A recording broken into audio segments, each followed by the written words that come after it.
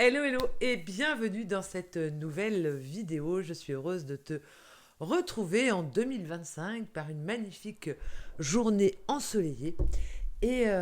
Pourquoi j'ai été absente finalement des vidéos YouTube? Parce que j'ai traversé euh, un grand deuil dans ma vie familiale puisque j'ai perdu mon frère le 25 décembre suite à une longue maladie.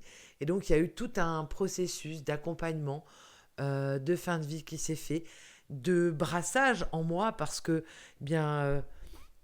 je revivais ce que j'ai déjà vécu en accompagnant ma mère il y a 22 ans. Donc, ça, c'est venu voilà, rebrasser tout ça, faire remonter plein de choses à la surface. Et en même temps, accompagner mon frère dans cette fin de vie. C'est quelque chose de très intense à vivre et j'ai eu besoin de prendre du temps. De prendre du temps pour intégrer finalement tout ce que j'ai vécu, tout ce brassage émotionnel, euh, tout ce processus de deuil, parce que c'est un vrai processus en soi. Et de l'intégrer, de transformer en moi plein de choses et de vous revenir au meilleur de ma forme. Et c'est un peu le sujet que j'avais envie de vous partager aujourd'hui pour commencer ce 2025. Moi, 2025 commence aujourd'hui, le 1er février. Ben voilà. Parce que c'est, c'est, c'est, euh, c'est comme ça que la vie en moi se vit.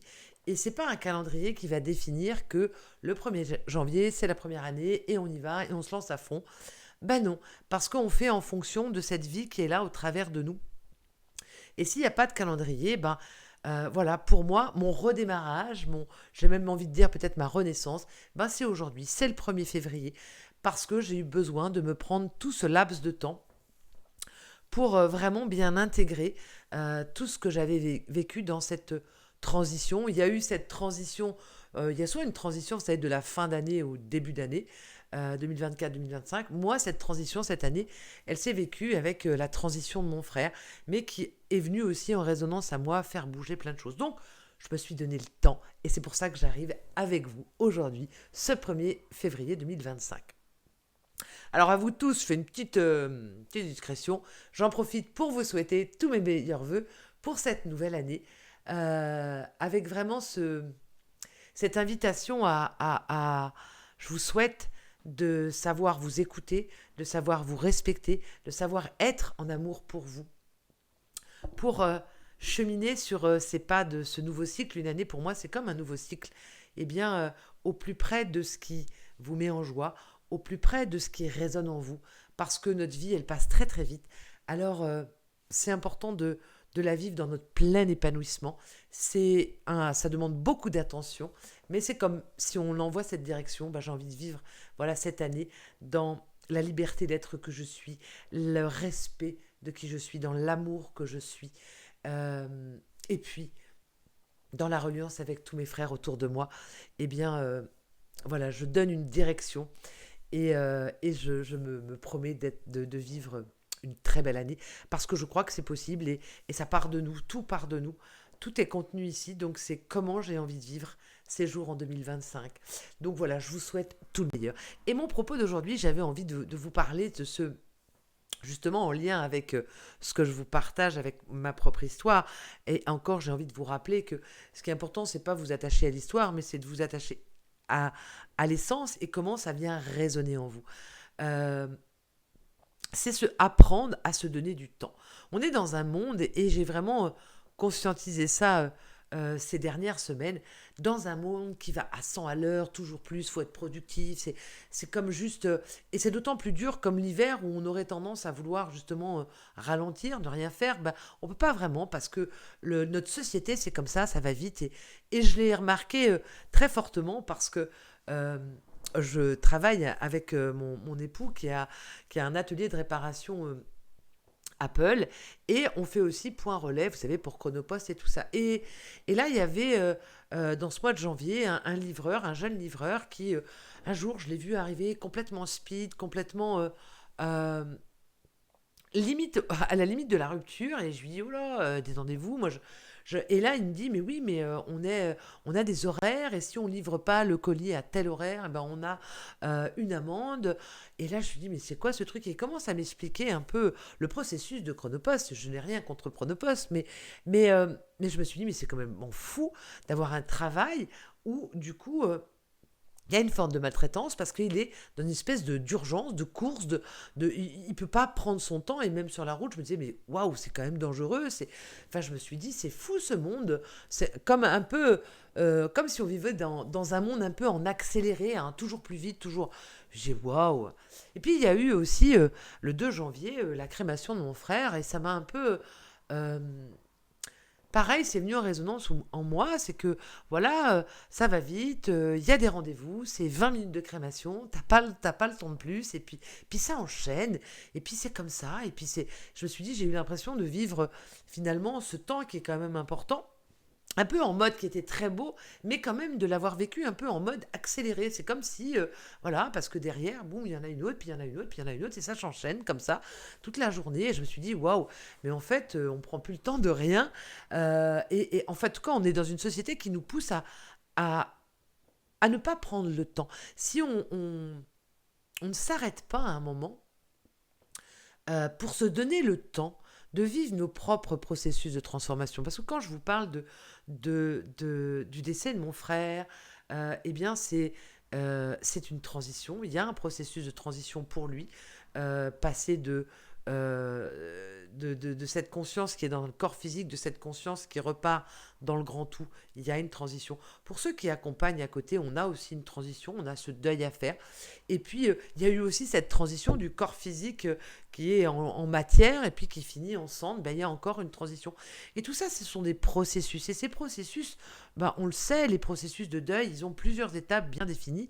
Et du coup, si on en loupe une, eh bien, on se crée des souffrances, on se crée des déséquilibres, on n'a pas le temps j'ai envie de dire peut-être de digérer l'expérience. C'est ça, digérer. Parce que je vous assure que moi, d'avoir accompagné mon frère dans sa fin de vie, eh ben, ça a été vraiment une expérience hyper intense, hyper douloureuse, hyper émotionnelle. Et du coup, j'ai comme, ben oui, besoin de le digérer, en fait, besoin de me donner le temps. Et finalement, quand on se donne pas le temps, euh, eh bien, c'est comme si on allait en force contre la vie. Vous savez, vous imaginez la rivière. Ben, la rivière, quand je suis dessus, je suis le flot. C'est quand même assez souple. Alors, si vous me voyez sauter, c'est parce que je me suis acheté un ballon. Hein, donc, voilà, je m'amuse. Je remets beaucoup de vivance dans ma vie. Et ça m'amuse. Voilà. Oui, amusez-vous. N'oublions pas de nous amuser dans la vie. Je fais des digressions. Mais c'est ma vidéo de rentrée. Et du coup, je me suis perdue. Oui, voilà, dans la rivière. Je vous reprends la rivière qui suit son flot. Je suis dedans, et ben ça coule, tout ça. Mais si je veux remonter la rivière je veux aller à un autre endroit que la rivière où elle veut m'emmener, eh bien, je vais être en force. Et si vous imaginez-vous en bateau, bah, qu'est-ce que vous allez faire? Vous allez ramer et ça va être dur. Il va falloir être en force. Et c'est pas ça que la vie nous demande. La vie nous demande ça peut être léger, facile et fluide la vie.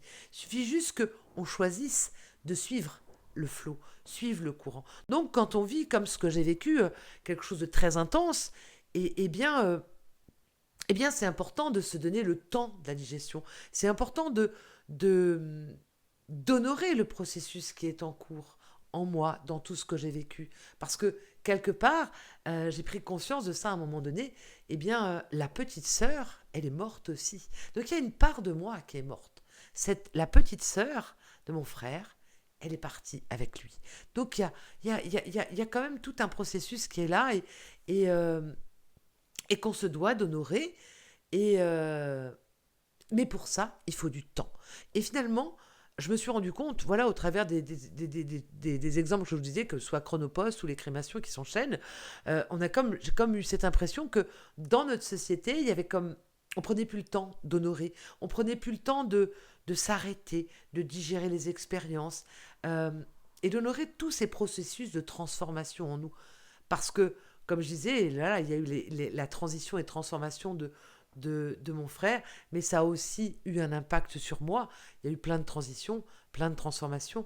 Donc, je me suis donné le temps de les honorer. Et ce qui est assez drôle, c'est qu'au début, mon frère, il y a eu sa crémation le 2 janvier. Je m'étais dit, bon, ben voilà, je vais reprendre mes vidéos, je vais reprendre mes accompagnements, mes mails et tout ça. Allez, go, go, go. Ça, c'était ce que mon corps mental, il avait envie de faire. Mais mon corps physique, eh ben, que nenni. Alors que nenni, mon corps physique et mon être, la globalité de mon être, mon équipe, bah, eux, ils avaient encore envie de temps.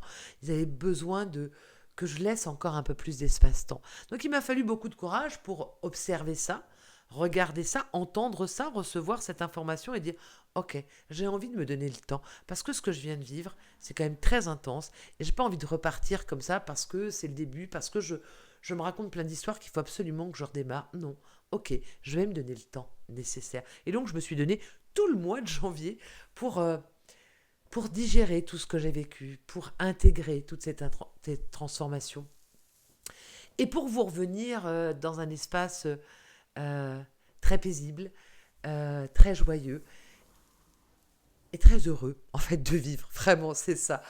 Donc voilà ce que j'avais envie de vous partager aujourd'hui au travers de mon expérience, de voir que c'est important de se donner le temps et que cette société qui semble, c'est revenir aussi dans la conscience et dans ce qu'on perçoit. euh, on nous fait croire quelque part que ça va vite, qu'il faut aller vite, qu'il faut tout le temps produire. Mais est-ce qu'on peut faire autrement? Ben, je pense que oui, c'est un choix.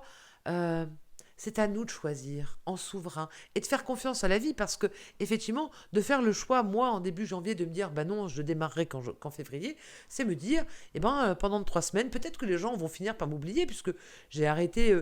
Euh, je crois, c'est mi-décembre ou début décembre. Donc voilà, donc dans mon activité d'accompagnante, je disparais. Et puis, peut-être que les gens vont m'oublier. Et puis, je vais gagner moins d'argent. Et puis, enfin oui, il y a quand même plein d'inquiétudes, plein de pression. Oui. Mais là, dans l'instant présent, moi, qu'est-ce que mon corps, mon équipe, mon corps émotionnel, mon corps mental, mon corps spirituel, qu'est-ce que tout ce bazar-là, il a besoin? Il a besoin de temps. Qu'est-ce que ça prendrait que je me donne le temps? Et j'avais envie de vous inviter, où que vous soyez, quoi que vous viviez, de regarder quelle est votre relation finalement avec le temps.